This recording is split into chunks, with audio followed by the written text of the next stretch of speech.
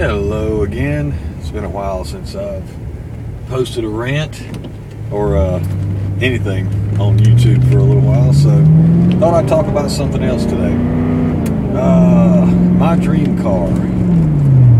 My dream car would be a 1956 Continental Mark II. Now, don't call it a Lincoln. A lot of people think that the 56 Continental Mark II is a Lincoln Continental. It's not a Lincoln Continental. It is a Continental. In 1956, Continental was a separate division from Lincoln, Mercury, and Ford. It was Ford's attempt to branch out into the upper crust, ultra premium luxury car segment. The 1956 Continental Mark II cost $10,000. Now, in 1956, $10,000 was an enormous amount of money. In today's dollars, I don't know, that would probably be $200,000 or $300,000. I mean, that's Rolls-Royce territory, and they were trying to play, in that arena with the Continental Mark II. It was an immensely well-engineered car. It was one of a kind. It didn't share much with any other Ford or Lincoln product. Of course, there were some chassis components that were shared with other Lincolns, and the engine was the Lincoln 368 cubic inch overhead valve Y-block V8 with a 4-barrel carburetor that put out 300 horsepower. And it was backed up by Lincoln's 3-speed automatic transmission. But that's about where the similarity ends. Other than that, it's pretty much its own car. It had a body that was, for the most part, hand-assembled, dipped in several coats of lacquer, and polished to a mirror finish. The interior was upholstered in Scottish Bridge of Weir leather, which is still used, as far as I know, on some higher-end luxury cars like Rolls-Royce, Bentley, some Jaguars. Bridge of Weir is like the best leather you can get, and that's what Continental used to upholster the interiors of the Mark IIs. Each Mark II was thoroughly tested before it was actually sent out to its buyer. The cars were just absolutely fantastic. If you look at the dashboard, the instrument panel of the 56 Continental Mark II, you'll see that the instruments look like watch faces. That was pretty dang cool for 1956. It reminds me of the instrument cluster of a modern day Aston Martin, because if you look at an Aston Martin's instrument cluster, it's not simply a bunch of numbers printed on a flat background. The instruments are machined, and they're very intricate, and they're just beautiful. It's a beautiful work of art. Just like the Continental Mark II, the entire car was a work of art. In my opinion, it is just one of the, if not the, most beautiful automobile ever to be produced by any American automobile company. It's unfortunate they only built the car for 3 model years, 56, 57, and 58. No, I'm sorry, I take it back. 56 and 57. I don't even think they made them in 58. They only went for 2 model years. In 58, the Continental went back to the regular Lincoln line, and it was basically a trim package on the standard Lincoln. And it stayed that way up until 1960, when Continental was absorbed back into Lincoln and became an actual Lincoln automobile. Anyway, won the lottery and had millions of dollars to play with, once I got finished paying off all my bills and getting all my family out of debt and donating a bunch of money to my church and several other charities, I would buy two 1956 Continentals. One would be a perfectly restored, factory original condition Continental, numbers matching and all that good stuff. The second would be one I could play with and customize. And this is what I would do if I had the time and the financial resources to customize a 1956 Continental Mark II. First of all, external appearance would remain pretty much stock. It would have a stock Continental body because the body style is just lovely, beautiful, beautiful car. The interior would still remain mostly stock. The dashboard would pretty much be stock. I would not modify much there because those watch face instruments were a signature of the Continental Mark II. They were beautiful. I don't think I can change those. But I would have to add some stuff. For one thing, as much as the bench seat, the Continentals had bench seats. Buckets were not optional on those.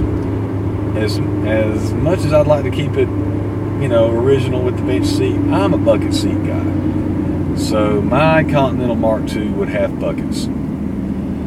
And they would probably be bucket seats from a 1992 Lincoln Mark VII because I like the Mark VII's bucket seats. Multi-adjustable with adjustable thigh and side bolsters. I like that. And I'd have to keep it, I'd put the Mark VII seats in it and have a custom-made console with a center stack with a DVD player and electronic climate control and GPS navigation and all that good stuff. The gear shifter would of course be relocated to the floor because I don't like column mounted gear shifters. And the transmission it would be shifting would go from a 3-speed automatic to at least a 6-speed automatic. Preferably a heavy-duty 6-speed from a Lincoln Navigator or something like that. The engine would be modernized. Instead of using the original 368 Y block, I would probably use that new 6.2 liter Hurricane V8 out of the F-150 Raptor that makes something like 405 horsepower, I think. And of course it would be supercharged with headers and extrude honed intake and heads and a chip and whatever else I can stick on it to give it about 500 horsepower. And the suspension of course would be upgraded to more modern standards. And I would use, for the front end, I would probably design my own suspension using custom fabricated upper and lower control arms that would accept Lincoln Mark VIII spindles and air shocks. That way I'd be able to have off-the-shelf shocks and air springs for it. And of course the rear suspension would probably just come straight out of a Mark VIII. That way it would have air suspension as well as four-wheel independent suspension. And the brakes would be heavily upgraded because the original Continental had drum brakes all the way around. Instead of using the Mark VIII's standard brakes, I would have to upgrade because I like to be able to stop. So as much as a Continental Mark II weighs, you need some good brakes. So I would probably upgrade the front brakes to 13-inch, at no less than 13-inch cross-drill slotted ventilated rotors with 6-piston calipers from probably Brembo or Bayer or some kind of high-performance brake company.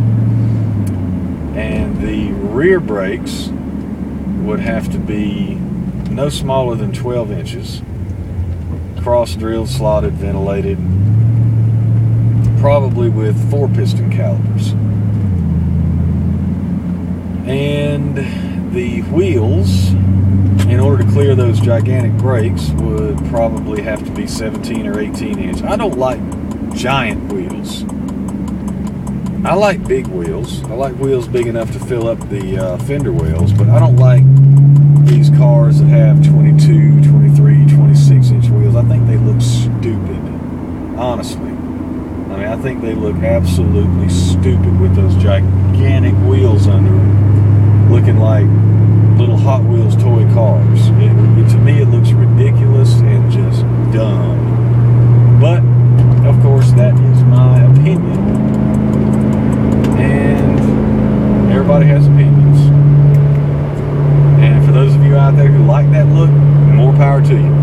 I just can't stand it. I don't like it one bit. Anyway, back to the car. 17 or 18 inch wheels with 45 series tires. Probably something like a 17 by 8 with a 255, 45, 17. Something big enough to clear the wheel wells. And if I had like I said, the time and the money and the resources and all that, I would have those wheels custom made to look like the original Continental's hubcaps, only larger and actually made of aluminum and aluminum wheel, not just a hubcap.